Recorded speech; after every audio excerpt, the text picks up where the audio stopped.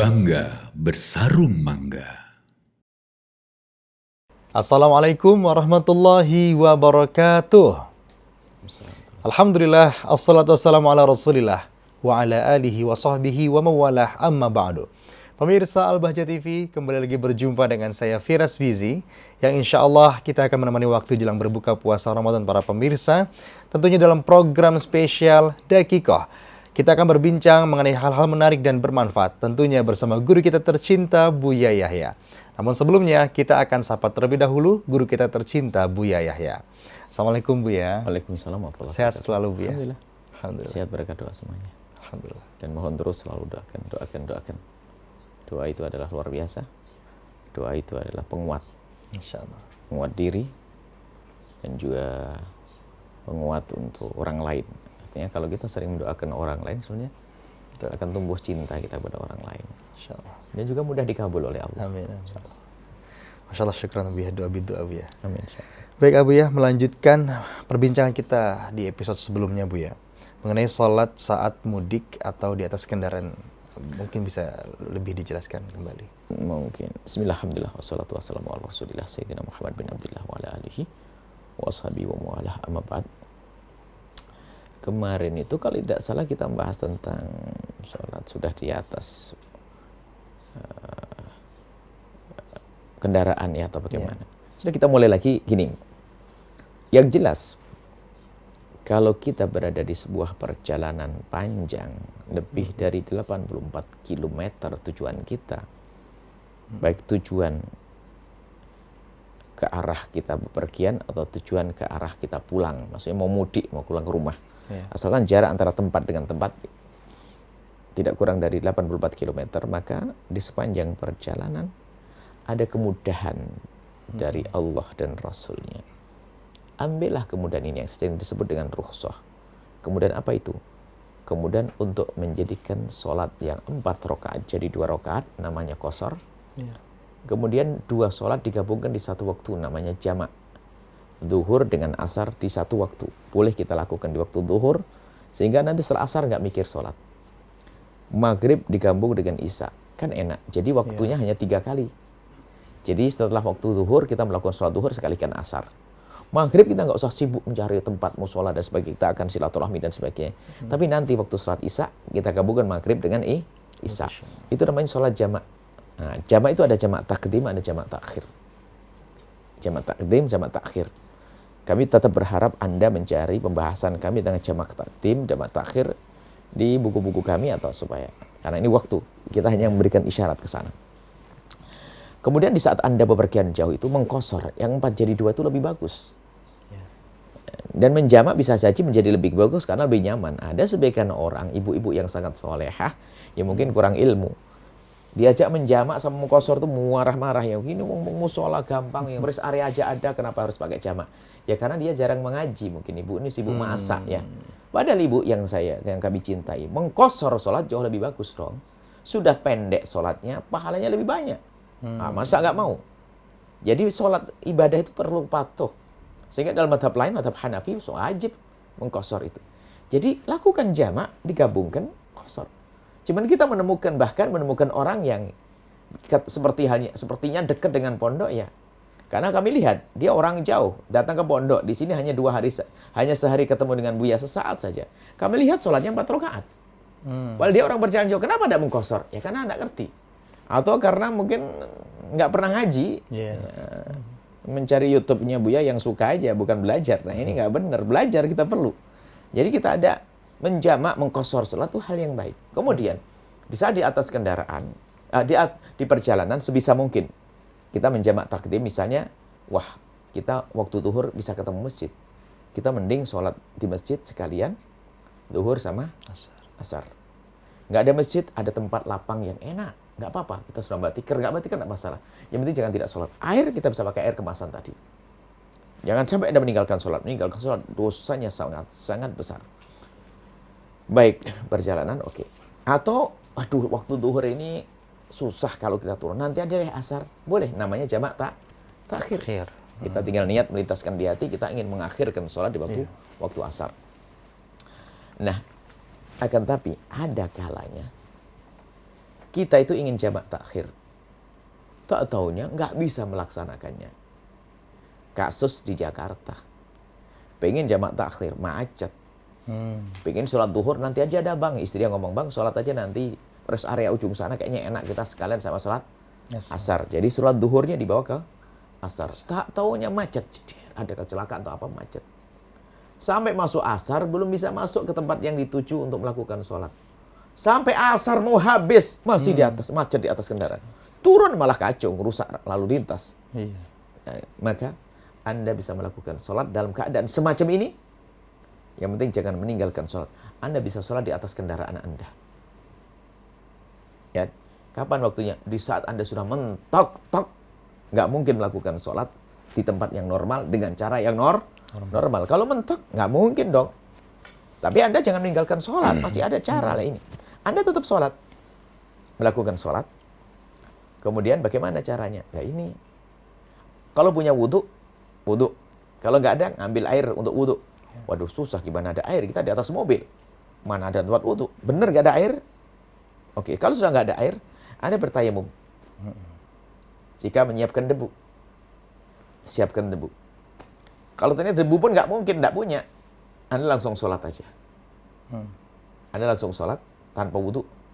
Tanpa apa namanya? Tanpa wudhu. Tanpa tayamum. Karena nggak ada debu, nggak ada air, nggak ada debu. Langsung Anda melakukan sholat. Dalam madhab Syafi'i harus debu. Kecuali Anda ikut madhab lain, misalnya cukup dengan jog. Kita anggap mudahnya saja. Nggak usah pakai wudhu. Nggak usah pakai tayamum. Karena memang nggak ada debu. Anda di atas mobil, macet betul ini, bahaya. Kalau keluar dimarahi sama polisi. Gimana ini? Nggak ada. Sudah Anda melakukan sholat. Ke arah kendaraan Anda berjalan. Sudah, nggak mungkin. Anda mau sholat ini. Anda sholat saja. Allahu Akbar. Sholat duhur. Bisa saja berjamaah di situ. 2 rakaat. Digabung dengan asar 2 rakaat. Oke. Assalamualaikum. Cuman bedanya apa? Jika kita melakukan sholat dengan cara semacam ini, tidak terpenuhi syarat-syaratnya. Tidak bisa bersuci. Karena udzur tadi. Karena sebab kita tidak bisa wudhu, nggak ada air dan sebagainya.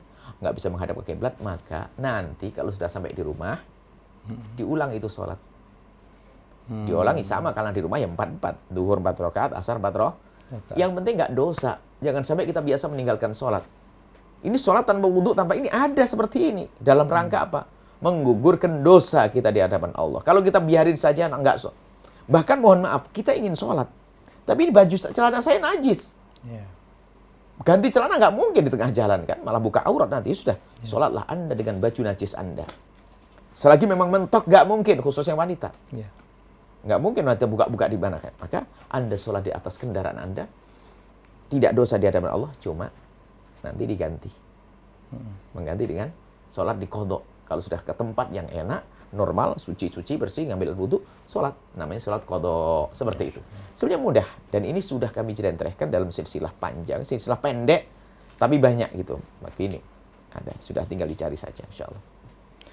Masya Allah, syukran Abu ya. Kemudian Abu ya, ada pertanyaan lainnya, yakni bagaimana cara menjaga silaturahim dan merayakan Idul Fitri ketika tidak bisa kumpul dengan keluarga. Nah, ada yang bisa melakukan mudik ya, ada juga yang tidak melakukan mudik karena pandemi dan sebagainya, ada peraturan.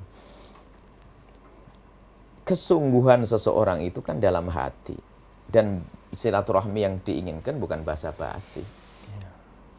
Jadi orang yang kalau nggak bisa datang ke rumah ibunya ya bukan berarti nggak bisa silaturahmi. Itu kan batin, doa yang banyak, kirim duit, segala macam, hadiah, segala macam, bisa aja. Justru yang paling penting dalam silaturahmi itu silaturahmi batin, menata hati. Bukan silaturahmi zahir saja, tapi hati, menata hati batin.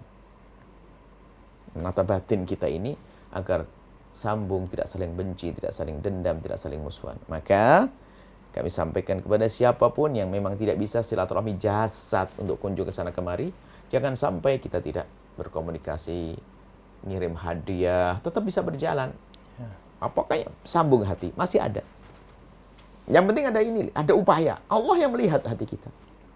Dan ingat, silaturahmi bukan basa-basi. Basa-basi itu adalah ya nggak enak, karena nggak enak nanti kalau nggak kesana yuk, nggak enak, bukan karena Allah. Masa ke rumahnya seseorang ziarah karena nggak enak, bukan karena Allah. Ini yang banyak musibah ini. Dan banyak doakan. mereka dengan doa-doa kebaikan. Itu silaturahmi batin, biarpun berjauhan tetap sambung. Serius didoain seperti itu. Insya Allah. Baik, Abu, terakhir Abu ya, tidak puasa saat mudik bolehkah? Kembali kepada yang pernah kita bahas, bahasanya 9 orang yang boleh berbuka puasa, di antaranya adalah orang yang berada dalam bepergian. Kalau bepergian tujuannya melampaui lebih dari 84 km, dan di waktu subuh itu dia sudah berada di perjalanan, keluar dari rumahnya, keluar dari kampung halamannya, maka di sepanjang perjalanan dia boleh berbuka puasa. Nggak wajib puasa dia. Cuma kalau baginya puasa adalah enak dan dia kuat, ya hendaknya dia berpuasa. Tapi tidak wajib. Kalau mau buka boleh. Karena perjalanan itu berat. Maka orang boleh makan di perjalanan, makan yang enak. Makanya kita sebut kemarin bagaimana rumah makan. Rumah makan yang melayani musafir sah, nggak dosa. Tapi rumah makan yang melayani orang yang wajib puasa dosa. Jadi sepanjang Anda di bepergian, asalkan tujuan Anda. Misalnya orang Cirebon memudik ke Jawa Timur. Nggak usah Jawa Timur, Semarang aja. Keluar dari Cirebon itu sebelum subuh sudah keluar dari Cirebon. Maka di sepanjang perjalanan boleh berbuka kok. Nggak wajib puasa. Cuma nanti wajib mengqadha di waktu yang berbeda setelah keluar dari bulan Ramadan. Seperti itu. Jadi ada kemudahan-kemudahan dalam Islam itu hendaknya dihadirkan. Hanya pertanyaannya, biasanya, mana yang lebih bagus bagi saya? Puasa atau tidak puasa? Maka ulama mengatakan dikembalikan kepada kekuatan orang tersebut. Kalau ternyata baginya puasa adalah nyaman, nggak ada masalah, maka lebih bagus dia berpuasa. Tapi kalau ternyata puasa itu memberatkan dia dalam bepergian, maka lebih baik dia tidak berpuasa. Atau bahkan jika berpuasa akan terjadi sesuatu yang membahayakan, maka haram berpuasa. Haram berpuasa. Suatu ketika ada pada zaman Nabi, ada orang pingsan-pingsan begitu, ditanya ngapain dia kok pingsan terus, dijawab Nabi oleh sahabat Nabi, ya Rasulullah dia maksain puasa. Langsung Nabi menyebutkan laisa minal birri as-shaumu fis safari. Bukan sebuah kebaikan kalau maksain puasa di perpergian. Ngerepoti orang. Dan dia sendiri nggak enak. Islam nggak mengajarkan seperti itu. Islam mengajarkan keindahan. Jadi kalau memang bagi Anda puasa enak, puasalah. Kalau ternyata berat, ya jangan puasa karena ada kemurahan dari syariat. Kemudian nanti ada adab di saat dia harus makan. Gimana cara makannya? Jangan seenaknya sendiri makan di tengah ini kelihatan orang. Ya harus sembunyilah. Maksudnya menghormati Ramadan. Biarpun boleh makan, tetap cara makan kita tetap menghormati bulan mulia. Bulan Ramadan punya kehormatan, kemuliaan yang kita harus muliakan dan harus kita hormati seperti itu. Masya Allah, syukran jazilan Bu atas jawaban-jawabannya. Semoga dapat bermanfaat dan dapat kita amalkan dalam kehidupan kita sehari-hari. Amin, amin, Allahumma amin. Baik pemirsa Al-Bahjah TV, demikian tadi episode kita pada kali ini dan jangan lewatkan episode-episode selanjutnya. Terima kasih atas segala perhatiannya. Saya Firas Bizi. Assalamualaikum warahmatullahi wabarakatuh.